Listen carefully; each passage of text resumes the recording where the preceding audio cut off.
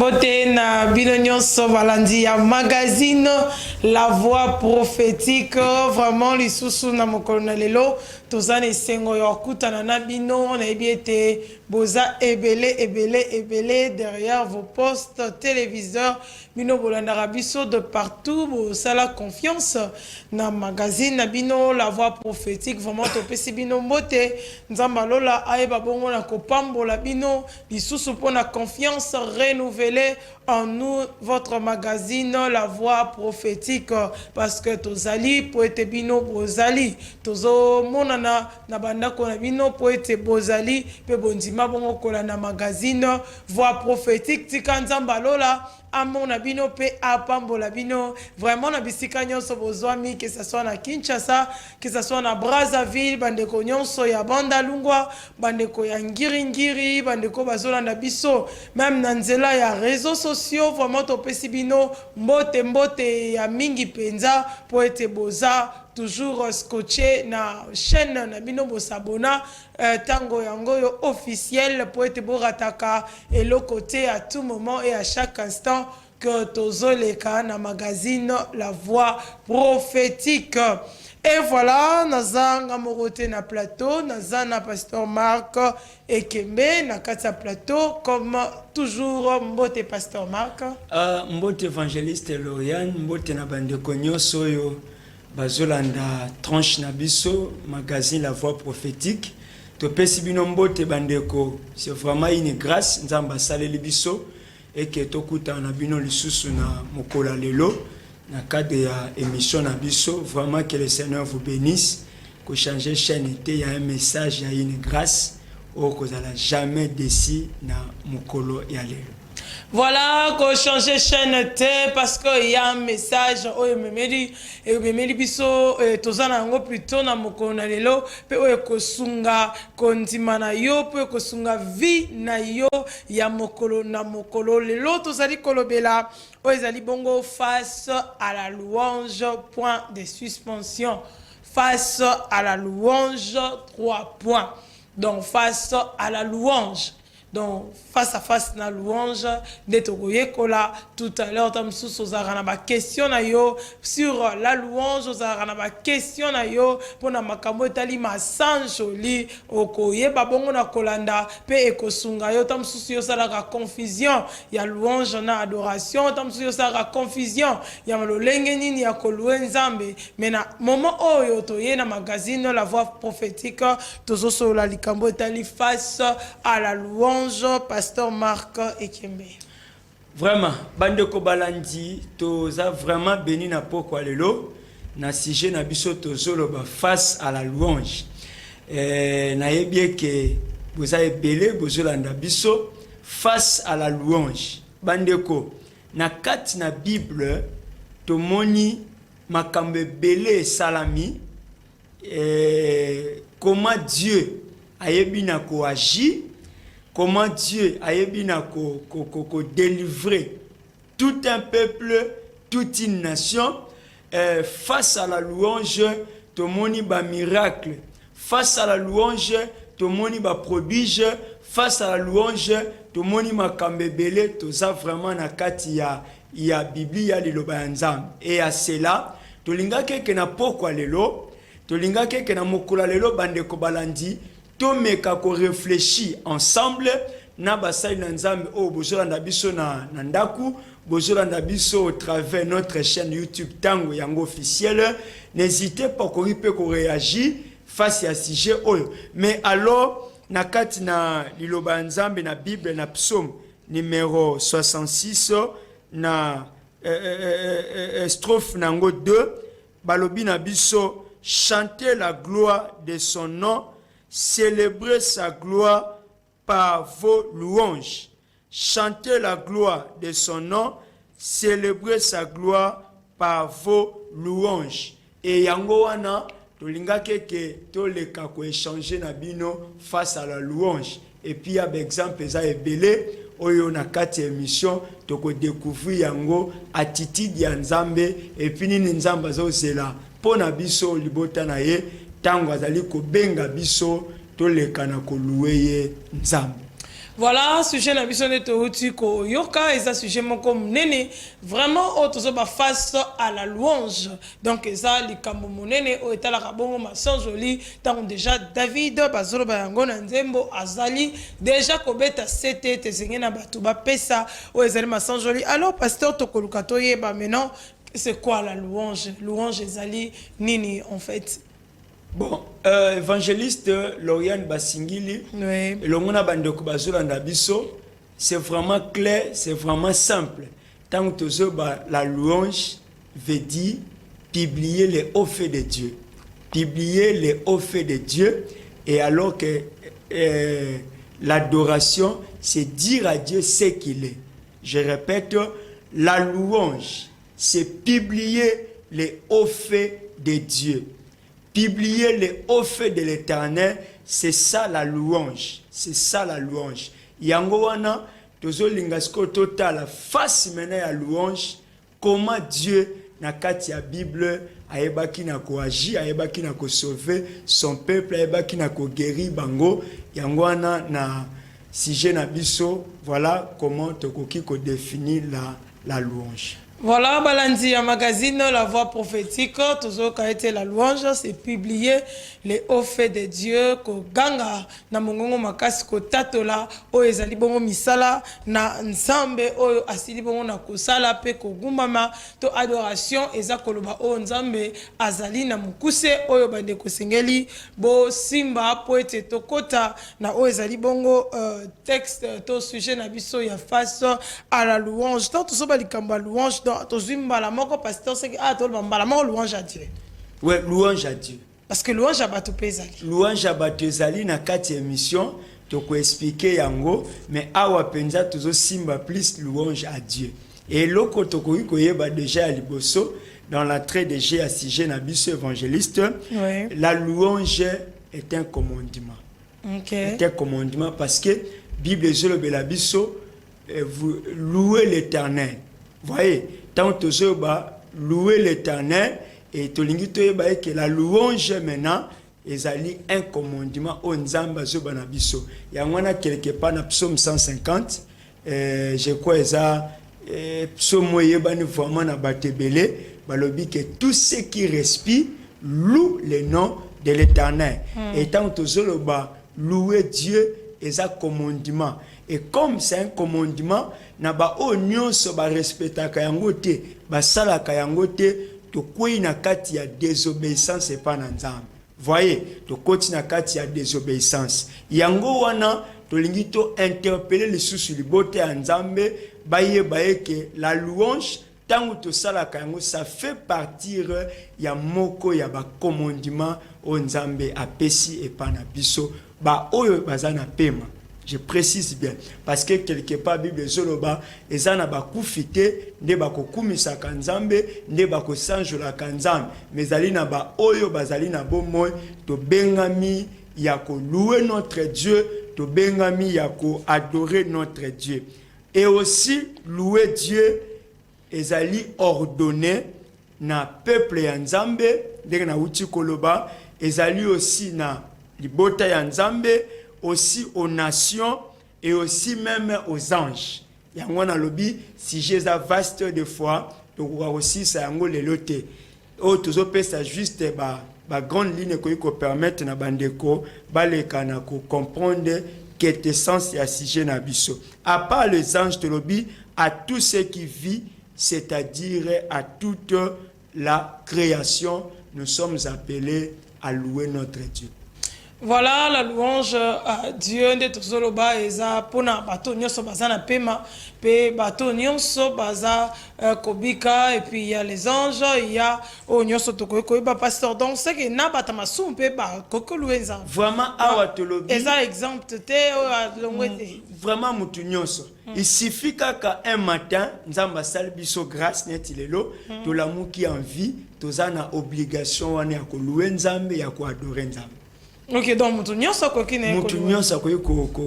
louer nzambe na ba batombwami na ba nzamba pamboli bango tozala tilo ka bande ko mususu so komi moment ya louange l'église kabwani.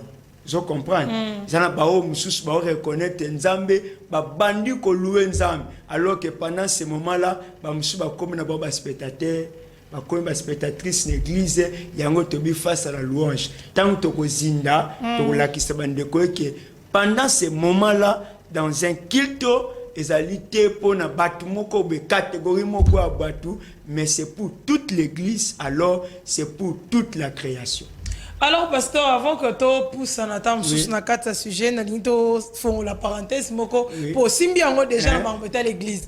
Parce que la louange bato bani louange mingi et que na kaka maman bato kobina. Toi bi moment d'adoration de bato mona mami kiti, c'est ça bi louange bato baningani différence wana pona nini ezalaka mingi remarquer na ba culte. Bon, ce que dali remarquer na ba culte et tobo sanate le Seigneur Jésus a lobby enseigner-les azobet accent si l'enseignement. Et na osé Bible mon peuple est détruit parce qu'il lui manque la connaissance. C'est-à-dire na nyonso wana soto koma ka ba mususu ba telemi, ba mususu ba zobina, ba mususu ba zo louer même en parole tant to kitana kati ya sujet na biso to comprendre yango pendant nyonso zo salema wana ça fait partie ya ba bazali enseigner de ba koyeba comment ba ko louer Dieu convenablement. Voilà, et ça problème d'enseignement et c'est que peuple n'ensemble à l'enseigner yango lelo ozui libaku ya kozwa aussi enseignement sur la louange yango tozo ba face à la louange. Alors pasteur tozo kota quels sont les éléments que simba alors dans ces sujets il y a face à la louange. Bon, face à la louange toza quand même na ba raison d'abord. Oui. Évangéliste Lorian oza ko pousser biso to lobela la louange. Et nalingaki bandeko vraiment bisiko tozolanda rien n'empêche chose wa stylo na yo o noter quelques éléments autour. Oui, c'est important, hein? Il faut toujours que zarana biki na otolobara yango magazine voix prophétique carnet na mo pandi stylo na yo o noter vraiment les éléments que le pasteur Marc va nous donner tout à l'heure. Élément liboso tant tozolobela pour na etali louer Dieu, tolobi tozolouer par sa grandeur, par sa splendeur, et par là aussi par sa majesté. Tozui yango na psaume 146 verset 3 et puis na psaume 96 4 à 6. Psaume 96 4 à 6 et loko ezali ko tinda biso ko louer Nzambe tango tozotala sa grandeur. Balobi na biso aza tellement munene. Il est tellement grand. Même le monde est contenu grandeur ya Nzambe te. Tant que zota biloko na nyonso évangéliste Lorian, ça nous pousse de louer Dieu. Ça nous pousse de rendre honneur à notre Dieu. Ça nous pousse ce qui na moment wana na koloba, so na moment na kobina, tout ça, ils allaient kotali sanga que tellement il est grand, tellement za monene makasi yango kati na biso. Et aussi par notre reconnaissance, ça nous pousse de louer notre Dieu, c'est lui qui est le créateur de toutes les choses. Tozo louer Nzambe aussi par sa gloire. Tozu yango na psaume 66, bisika to uti kotanga, psaume 66, 1 à 2, balobi poussez vers Dieu des cris de joie, vous tous habitants de la terre, chantez la gloire de son nom, célébrez sa gloire par vos louanges. Balobi célébrer sa gloire. Donc tant que tozo louer, c'est aussi par sa gloire. Ils ont tinda biso ya ko louer Nzambe. La troisième raison, tant que tozo louer Dieu, ezali par son amour et par sa fidélité. Wana tozo zoango na psaume 57 psaume 57 11.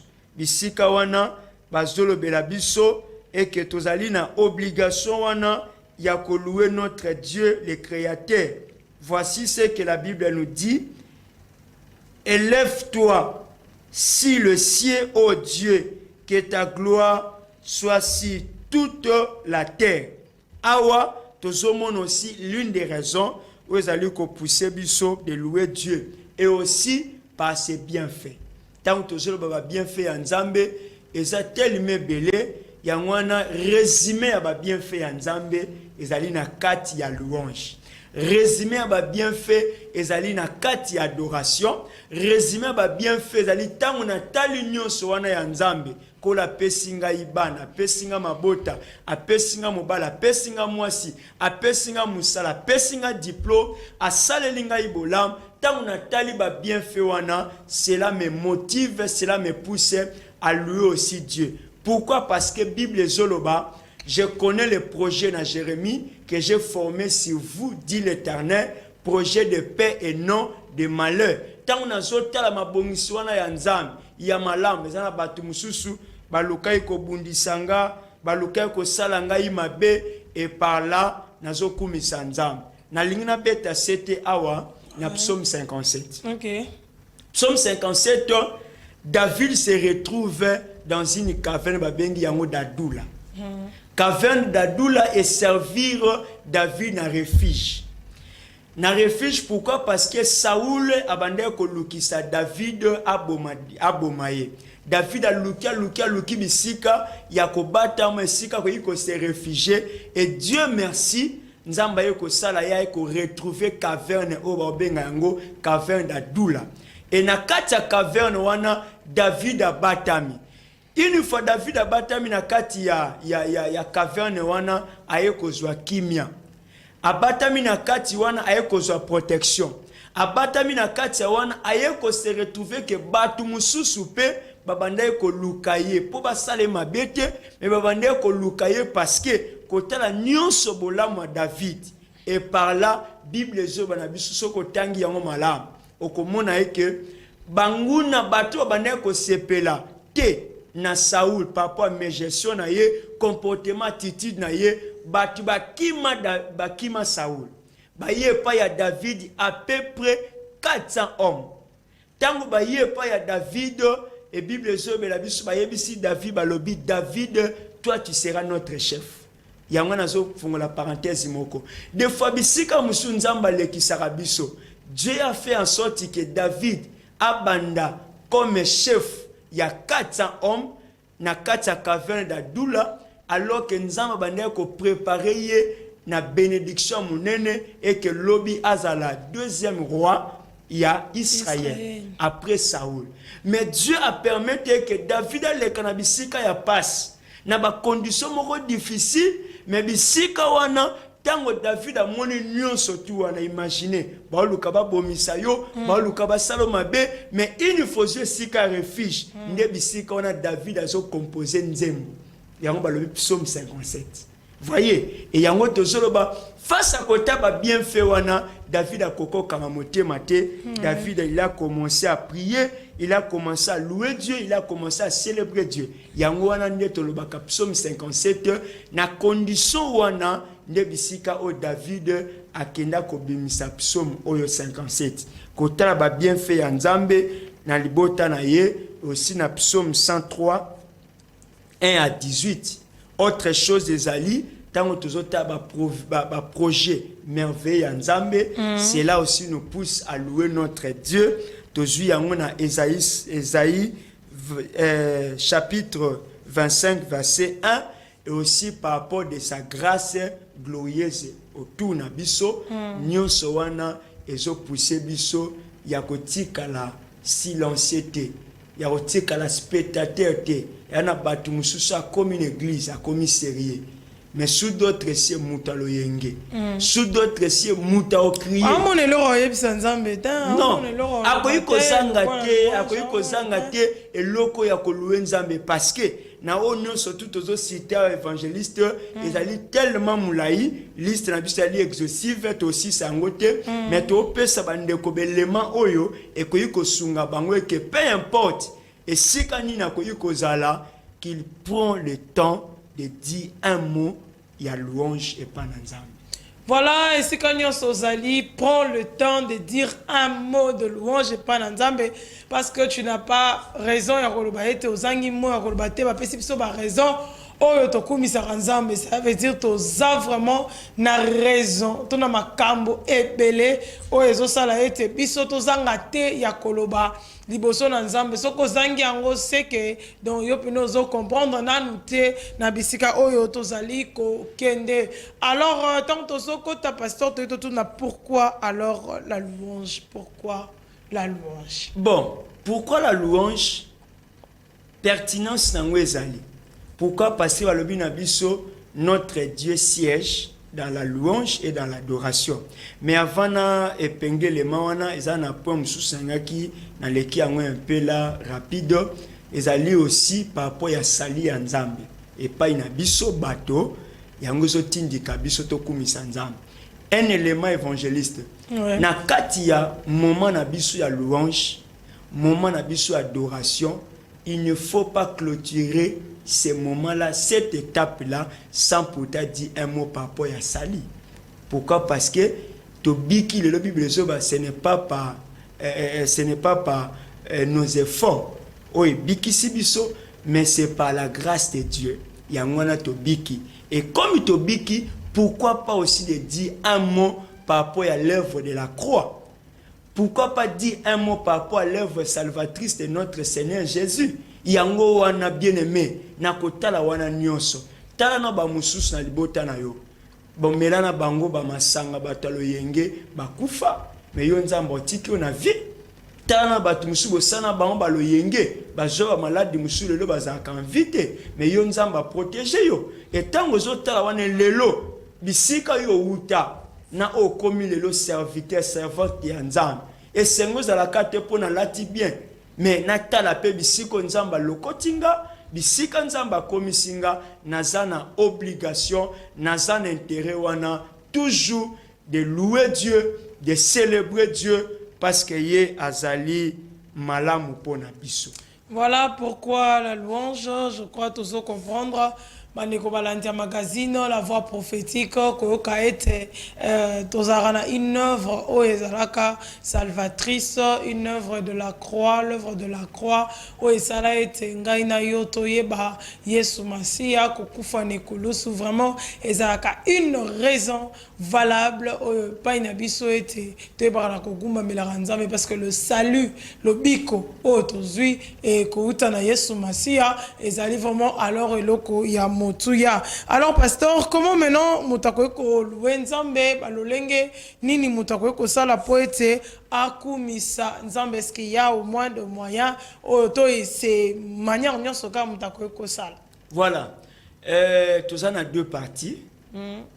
On parle d'abord de la louange et puis la deuxième partie na le kangote.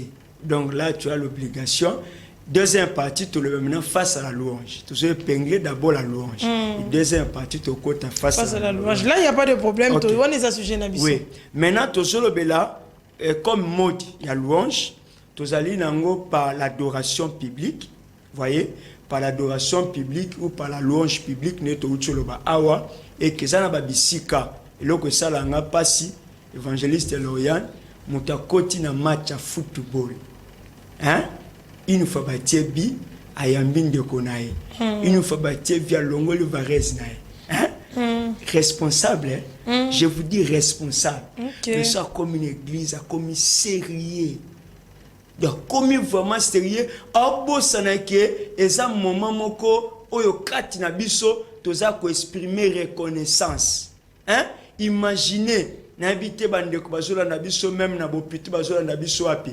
Donc kanisa mutu mususu dimanche kutane lié na position oyo akokote mate na position zo kokoloba te mais ana posa adorer ana posa louer mais yosko banda kotala nzamba pesi yo grâce wana et comme na présence na ye otala kabaninga onje c'est comme soso bate pe mezaka pona bango bakumisa nzambe mais pona bisote c'est comme so ba que la louange ezana ka pona bango pona bisote non. Et koki na biso to louer nzambe yango to zoloba par l'adoration, par la louange publique et des alliés par des chansons. On peut aussi louer Dieu par des chansons. Na yango to zomo na psaume 146 1 à 5 et puis psaume 147. Troisième élément, tokoyi ko louer nzambe aussi par deux instruments. Psaume 150, le verset 3 ou psaume 150, strophe nango 3, bazolo belabiso aussi sur les instruments. Bible lobby, louez-les au son de la trompette. Louez-les avec le hutte, avec la harpe. Louez-les avec les tambourins, avec les danses. Louez-les avec les instruments à cordes et les chalumeaux. Awa nakiti, louez-les avec les cymbales sonores, louez-les avec les cymbales réticentes, que tous ceux qui respirent louent l'Éternel, louez l'Éternel. Voyez, et ce qui nous a pamboli biso, na beti sete koloba, to somba biloko ya malamu pour la gloire de notre Dieu, et aussi epesa sabiso tango ya malamu ya kokumisa nzambe. Ozomona ya babiloko te toponaka wana ya deuxième, troisième, quatrième qualité kufa na yango yango ne totiaka yango na église. Souvenez-vous, une fois na leka ki awa na micro, il y a la voix prophétique pour dire que talaka biloko yoza nango na ndako na tala biloko yoza na kati ya ndako ya nzambe.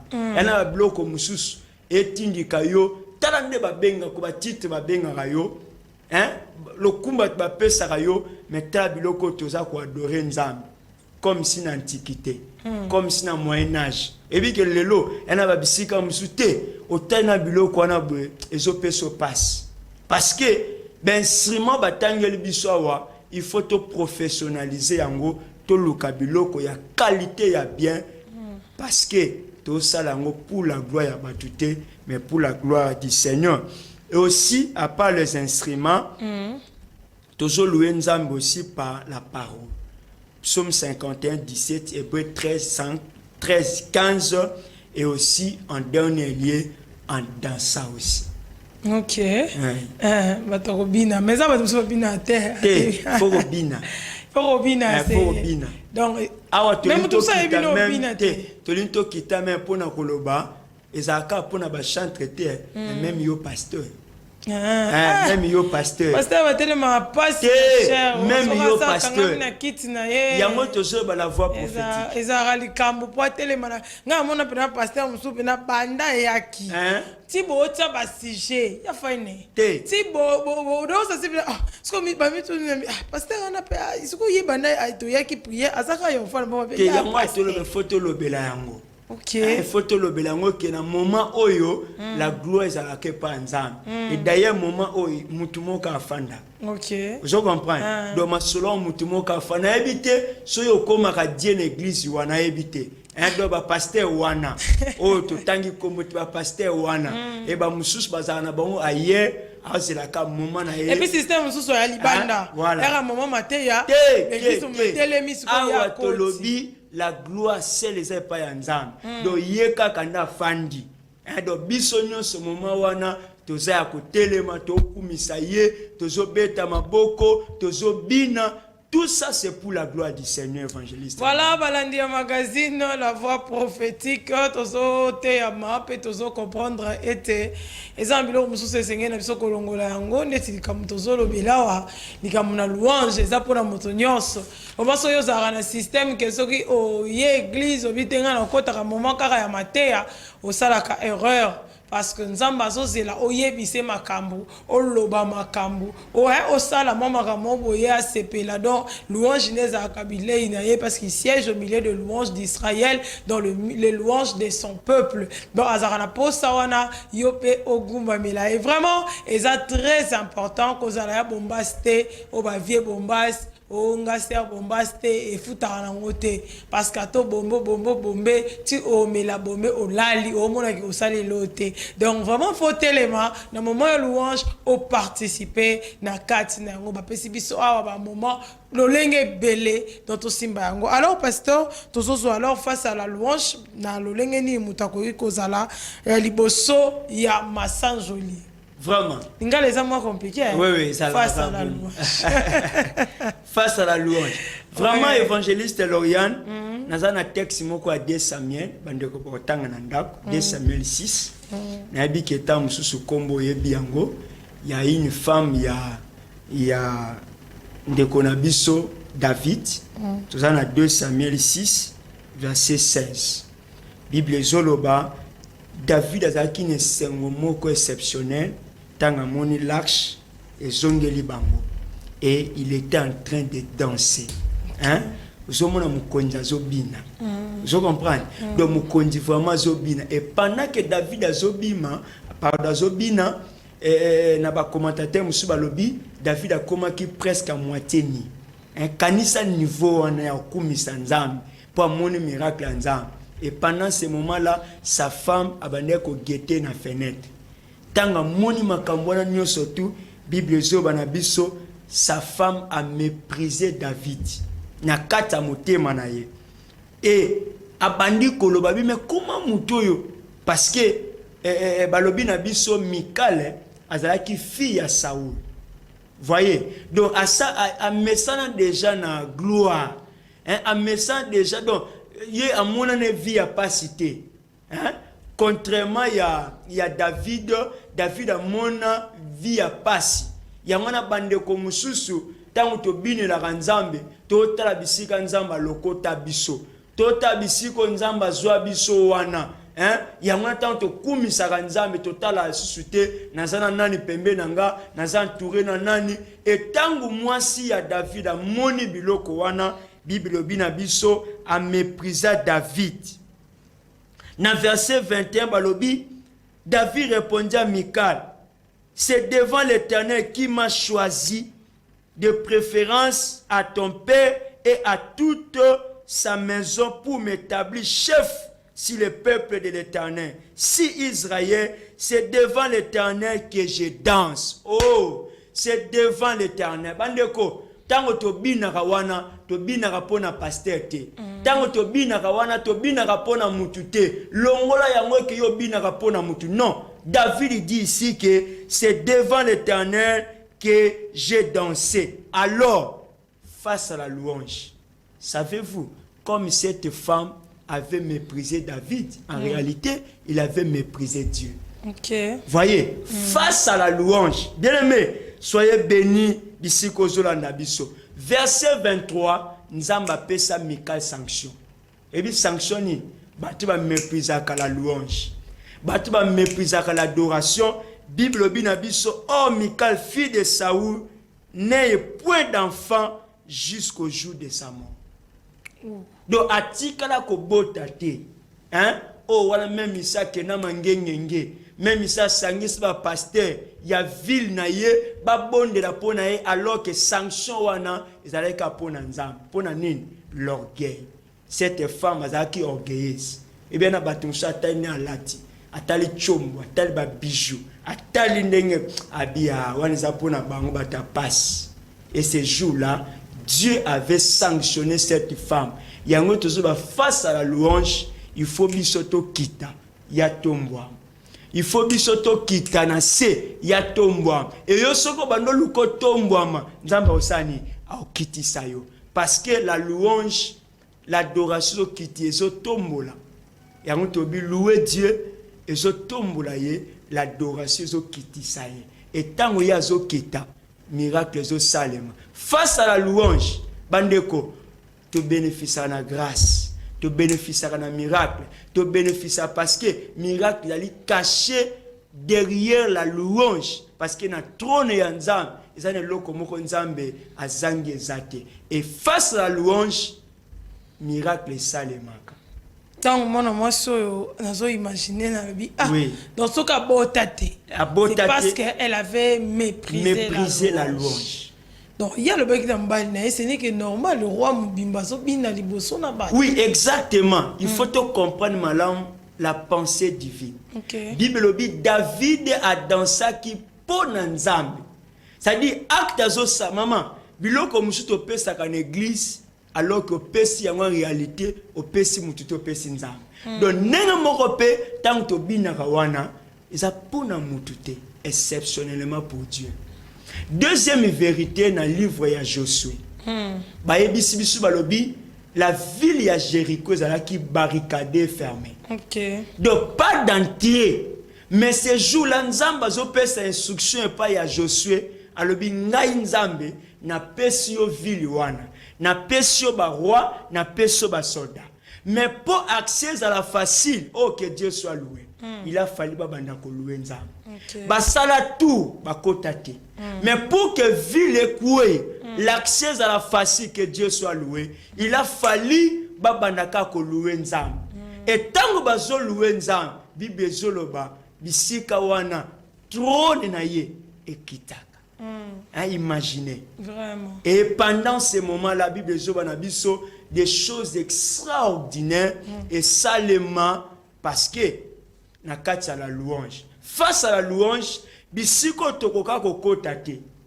Bakse oyo epesa mela bisote, mais face à la louange, tokoyi ko longa yango, tokoyi ko kota, tokoyi ko zwa musala, tokoyi ko zwa bana, tokoyi ko zwa biloko ya ndenge na ndenge parce que na temps wana biso tozo sala yango pas pour la gloire d'un homme mais pour la gloire de Dieu.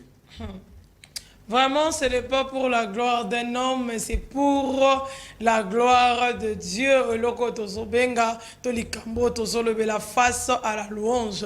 Babi pomir même il y a Jéricho et Koya, il a fallu que le peuple de l'Éternel puisse louer Dieu. Landaki ba instruction, je crois la louange et ça na makambo ebele na kati na yango o tozali bongo kolanda pe kolobela na mokolo na lelo bien aimé na ni o landa vraiment na bokebi mingi parce que likambo eza likambo na motuya louange basakana kana yango te eza surtout louange à Dieu tant tozoloba likambo masan joli o tozobeta lisolo awa eza kaka pona Bible te eza kaka pona église te mais pona bombo ina yo tango yo otelemi ozoluka bonko komisa yawe eza na makambo bele oyo okobika na kati na yango de to lobi likambo mwana mwasi azaki tumbu parce que méprisaki louange pe totali victoire ya Josué na bana Israël na mur ya Jéricho. Alors pasteur tozoke de kochite oui. Il y a quoi un élément? Oui. Na face à la louange.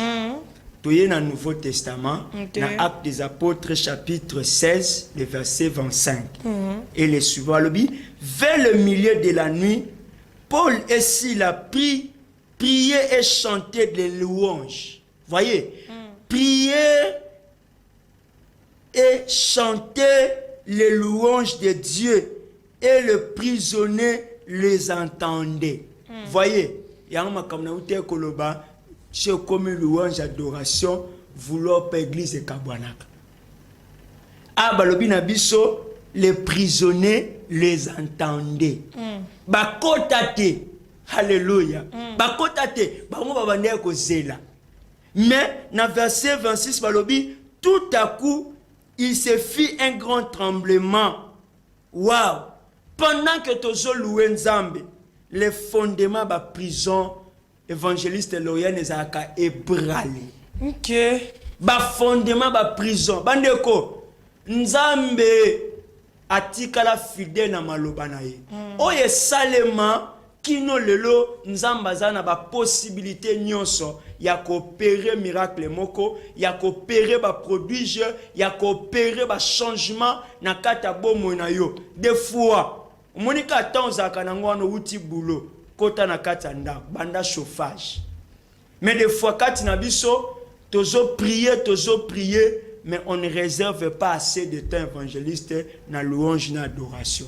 Yango nozomona parce que ça a un moment to comme bien to benga un moment oui. To comme na moment ya kasi yango zo feza ka mukuse non je n'ai pas le pèse à mukuse c'est-à-dire pourquoi pas expérimenter dimanche moko to lekisika louange adoration wana ba pasteur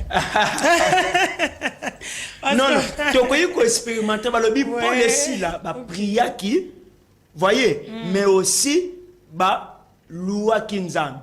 Exemple moussous dans l'Ancien Testament. Savez-vous que Josaphat, nabitumba moko ekomelaye. Bible zo banabiso Josaphat a longa bitumba wana ces jours-là, Bible bi a plaça ba soda sima, ba chantre devant. Imaginez. Et pendant que babanda ko louer Seigneur, Bible zolo baba ennemi na bango, babanda qui ko s'entretuer. Voilà, pasteur, je crois, vraiment, on a surtout Zolanda, autant tango, Telengonga, le média c'est le temps. Vraiment, vraiment, on a chute, il y a émission, on a biso, pasteur, au coquille déjà, conclure, et puis, Luka Koeba, na ko exhorter, pe, ko bonde là, ensemble, nous allons louer les au Sanjo Lanzambe. Voilà. Voilà. Bandeko, tango tozolo be la face à la louange. Nazo kanisa mokolo Yesu abotamaka. Bible zoloba banji bakita ensemble na ba berger. Ces jours-là bakumisaka Nzambe na ebité na munoko nini. Mais il y avait des chansons. Le mystère ya louange, le mystère ya adoration et longola batu mususu na bisika ya kufa. Et longola batu mususu na kati ya ba morgue. Et bikisa bato na kati ya butu moto ya zali sekoué na ba esprit ya mabe, mais abandika ka ko louer Nzambe, abandika ko adorer Nzambe. Bien aimé, toi aussi tu peux expérimenter bola mwana Nzambe. Nabi ki olandaka biso na magazine La Voix Prophétique. Et loko moko Nzamba salela yo par la louange, par l'adoration, n'hésitez pas. Numéros allez afficher. Bien aimé, tu peux appeler, témoigner. Pourquoi pas même toi Yambayo, otali sape na bato na mokili mobimba, la puissance de la louange, la puissance de l'adoration. Parce que notre Dieu siège au milieu des louanges et des adorations. Mon stali na Nzambe, to longo la ko minimiser moko ya ba parti o na kata culte na biso, la louange et l'adoration. Tango mususu yozaka soki to bandi ko louer Nzambe, krono na yo zotala. Soto bandi ko louer Nzambe, yo zotala teni na yo. Soto bandi ko louer Nzambe, na moment wana yo zosaba selfie. Soto zo louer Nzambe, na moment wana yo zana telefone na yo si Facebook, si WhatsApp. Bandeko, Nzambe oyo aza Nzambe moko. Bisiko zali tolingi to sambela. Éternel Dieu de grâce. Yo yo pesi biso maloba oyo. Na mokolo ya lelo to kabwana bandeko. Des milliers de gens au bazolanda biso travers le monde. Je prie à ce qu'éternel, que ta grâce ait affecté peuple na yo. Louange et adoration nebilei na yo. Et l'on ko salema superficiellement. Mais nous voulons entrer dans la louange et dans l'adoration. Bible zoba, l'heure vient, elle est déjà venue. Où les vrais adorateurs, mon Dieu, adorons le Père en esprit et en vérité. Tolingi to salaba oyo, toko louer yo, toko adorer yo en esprit et en vérité, parce que toi Dieu, tu es le Dieu des esprits. Pambola mutunyon so alandi biso. Maloba oyo e fongola bomo na biso. Ba porte ba prison ezala ébralé dans le nom de Jésus. Tolingi to bima bisika to kangama. Pambola bandeko nyonso de partout. O balandi biso prière oyo et pambola ba foyer, pambola ba vie ya botana yo dans le nom de Jésus. Nous avons ainsi prié. Amen. Amen. Voilà, Balandi ya magazine, La Voix Prophétique face à la louange. Vraiment, liboso la louange, makambo belé et salemaka na louange, bikamwa et belé et salemaka vraiment. Tozala qui bénit encore dans l'émission. Ya mokolelo, pasteur, dernier mot par rapport au magazine pour que to chute peto tika plateau dans mon collalilo. Vraiment, ma sœur évangéliste Loya, c'est vraiment un plaisir. To pamboli bandeko nos bisika nos balandi biso et to ko hésiter to ko yebisa bandeko vraiment s'abonner massivement na chaîne biso tango yango officiel, mais aussi au muto mesana kolanda to lingete to sala makamwa minene longo na Nzambe soutenir biso na ba moyen na yo ko hésiter te ko soutenir musala Nzambo yo et bisika bandeko balanda biso Nzambe akopambola yo. Vraiment na pamboli bandeko famille Kembe bisika nos bozola nanga. Vraiment soyez bénis. J'ai béni aussi ma femme maman ya Doron, ya Doxadei. Vraiment soyez bénis et na bandeko nyonso ya Lingomba aussi na bandeko ya CBFC Kingabwa bisika nyonso bolandaka biso ya CBFC Itaga et de partout. Vraiment soyez bénis na région mobimba ecclésiastique ya CBFC Kinshasa elongo na mokambi na biso le révérend Robert Kolimbongono. Vraiment papa ba mbote belé pe libota mobimba si na basai na nzambe nyonso bapesa confiance na magazine La Voix prophétique. Voilà, merci. Nabino nyonso bopesa confiance na magazine La Voix prophétique. Vraiment, nzambalola a pambola bino toko bossa na te programme na biso de chaque lundi 18h30, chaque mercredi 15h05 et chaque vendredi 19h juste pe dimanche 10h25. Vraiment merci beaucoup Nabino nyonso bolanda ki biso partout. Vraiment nzambalola pambola bino et tokutani bongo na mikolo ezali koya. Ciao.